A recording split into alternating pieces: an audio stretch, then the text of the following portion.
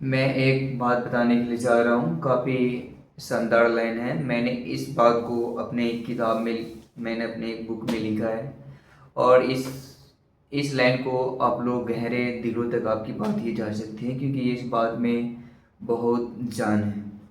खास करके आप जैसे स्टूडेंट जो आप एग्ज़ाम देने के लिए बाहर जाते हैं और दो दो साल, एक एक साल, तीन तीन, चार चार साल आप एग्ज़ाम के लिए तैयारी करते हैं और कुछ समय बाद आपका पेपर लीक लीक कर दिया जाता है। मैं बता रहा हूँ स्टूडेंट के लिए क्या बात बताई गई है मैंने। ये नीट पेपर जो कैंसिल हुआ है, मैं उससे रिलेटेड बात बता रहा हूँ। चुनाव सुरक्षित हो सकता है तो नीट एग्ज़ाम क्यों नहीं।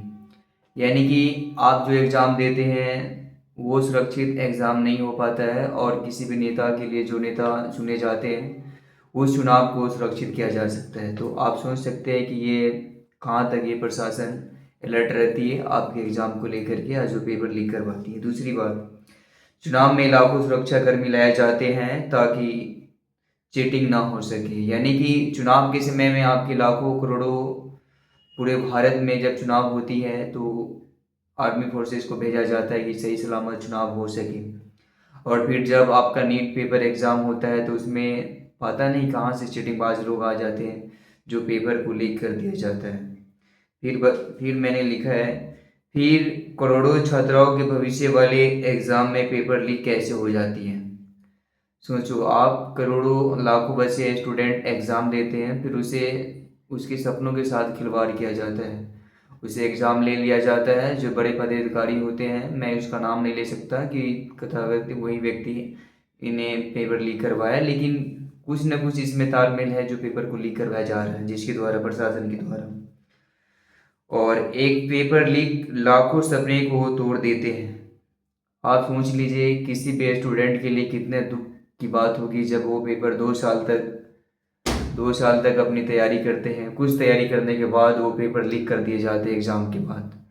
आप सोच रहे होंगे कि उस विद्यार्थी के ऊपर, उस माता पिता के ऊपर क्या बीत रहे होंगे जो लाखों लाखों रुपए खर्च करते हैं उनके पढ़ाई के लिए, और अपने शहर छोड़ करके, गांव ग्राम छोड़ करके, माता पिता को छोड़ करके वो अदर स्टेट में जा कर के तैयारी करते हैं।